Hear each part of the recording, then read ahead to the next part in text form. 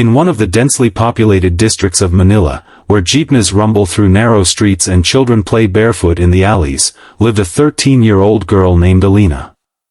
Her family occupied a small apartment above her grandmother's sari-sari store, its thin walls barely separating one room from the next. Though their home was modest, just a single fan to ease the tropical heat and a small radio that had seen better days, it was always filled with warmth, laughter, and the quiet hum of daily life. From as early as she could remember, Alina loved to sing. She didn't have a voice coach, fancy equipment, or a music room. Instead, her stage was a spot by the window overlooking the street, where rays of Manila's golden afternoon sun spilled onto the cracked cement floor. She often sang while folding laundry, washing dishes, or helping her younger brother with homework. Her mother would hum along from the kitchen, and her father, returning from work at a nearby repair shop, would pause by the doorway just to listen. Neighbors became accustomed to hearing her voice drift into the street. The tricycle drivers parked at the corner would often comment, "Ang ganda ng boses ng bata, the girl has such a beautiful voice." Some even slowed their rides home just to catch a few lines of whatever song she was singing that day. She didn't sing for attention. To her, music was a private world where she felt free, safe, and understood. One old portable phone, handed down from a relative, held her tiny collection of downloaded songs. She learned by listening, repeating verses over and over until every note matched the emotion she heard. She didn't know it yet, but inside that small apartment, in a city overflowing with noise and stories, a voice was being shaped, one that would soon cross oceans and touch hearts around the world. One Saturday afternoon, while Alina was helping restock her grandmother's sari-sari store with canned goods and instant noodles, her older cousin Marco burst through the door holding his phone with a look of excitement. "Lina, may bagong online singing competition," he announced. A well-known international music platform had just launched a global talent search open to kids and teens. Contestants only had to record themselves singing and upload the video before the deadline. No travel, no entrance fee, no fancy setup needed. At first, Alina laughed it off. She had sung in front of neighbors and family, sure, but the idea of strangers from other countries hearing her voice felt unimaginable. "Baka mapahiya lang ako," she whispered, wiping her hands on her shorts. But her mother, who had heard her sing lullabies to her brother and old ballads to herself, placed a gentle hand on her shoulder. "Anak, you have nothing to lose. Just try. Sing from your heart." That evening, after dinner, Marco and her brother arranged a small corner of the living room. They propped the old phone on a stack of books and used a flashlight taped to a broomstick as makeshift lighting. The background wasn't perfect: faded curtains, a worn sofa, and a calendar from last year hung crooked on the wall, but everyone insisted it was her voice that mattered. Alina chose a song she often sang when she was alone, a soulful, emotional piece about longing and hope. Her hands trembled slightly as she held the phone for the instrumental track, and for a moment, she considered backing out. But then she remembered how singing always made her feel, brave in her own quiet way. She took a breath, closed her eyes, and began. When she finished, her family sat in stunned silence before erupting into applause and cheers that filled their tiny home. Marco uploaded the video that same night, typing her name with pride.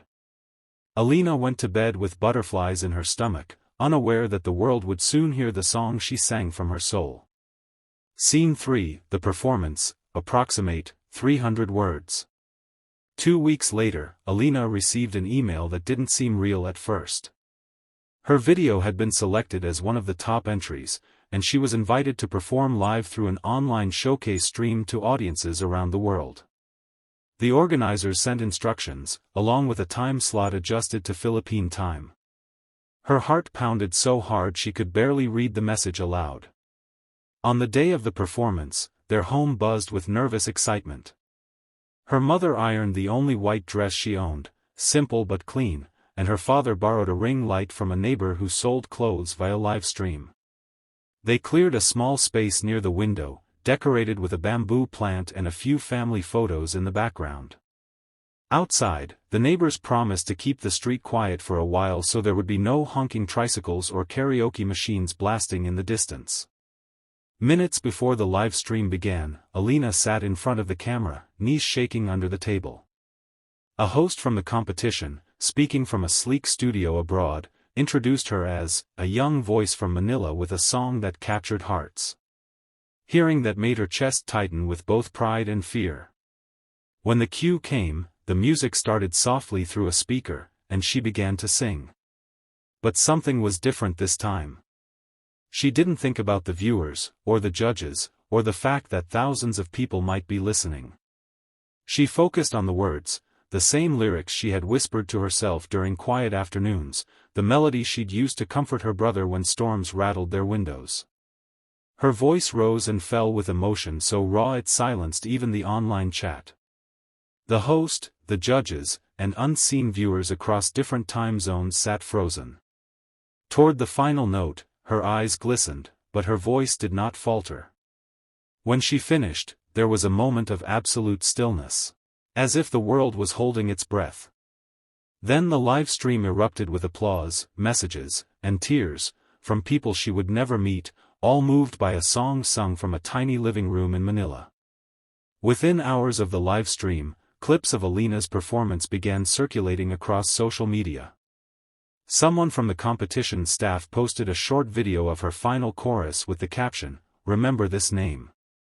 She sang like she carried the world in her voice. It was shared thousands of times in a single afternoon. Viewers from different continents, people who didn't speak her language or know anything about her life, commented that her voice made them cry, that it reminded them of loss, hope, or someone they loved. News outlets in the Philippines picked up the story first. A local reporter from a Manila radio station requested a short phone interview. Soon after, online blogs and digital magazines from other countries began writing headlines like, "A 13-year-old from Manila moves viewers to tears," and "The voice that stopped a live broadcast in silence." Some compared her performance to seasoned artists twice her age. Others praised the authenticity and vulnerability in her voice, noting how she didn't rely on theatrics or special effects, just pure emotion. In school, her classmates couldn't believe it when they saw her trending online. Teachers replayed the clip in the faculty lounge, wiping their eyes in amazement. Neighbors who had once paused in the alleys to listen to her sing now proudly told visitors, "We knew she was special." The tricycle drivers at the corner boasted that they had heard her before she was famous. Her email inbox flooded with messages, some from music coaches offering lessons for free, others from fans telling her how her song helped them through grief or loneliness. One message came from a nurse in Italy who wrote, "I watched your performance during my break at the hospital. I cried, but in a good way. Thank you for reminding me of something beautiful." Despite the sudden attention, Alina stayed quiet and humble. She still helped with chores and played with her brother when she could. But when her family gathered around her to read the comments and messages, she finally understood, her voice had traveled far beyond their small apartment. It had touched people she never knew existed, and they were listening.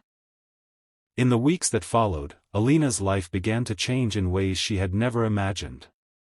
Invitations started coming from local TV shows, charity concerts, and even international programs that wanted to feature her story.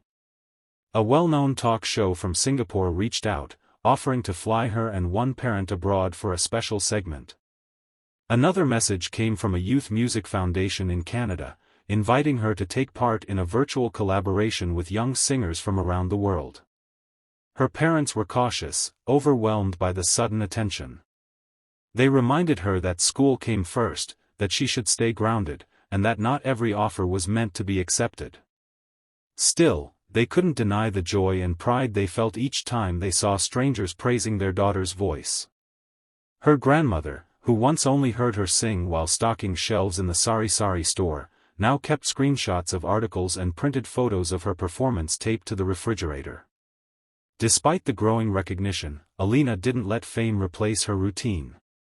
She still woke early to help sweep the front of the house, still shared jokes with her brother over breakfast, and still hummed while doing chores. She continued practicing in her favorite spot by the window, but now with a quiet confidence she hadn't felt before. One evening, a special event was organized by the competition sponsors, a virtual concert featuring top performers from around the globe. Alina was asked to close the program with the same song that had captured so many hearts. This time, thousands of viewers tuned in intentionally to hear her. As she sang, messages flooded the live chat in different languages, many simply saying, "Thank you." When the music faded, she looked at the small screen in front of her and smiled, not out of pride, but gratitude. She hadn't set out to become famous. She'd only ever wanted to sing. Yet her voice had become something larger, a bridge between strangers, a reminder of how one song, sung honestly, could move the world.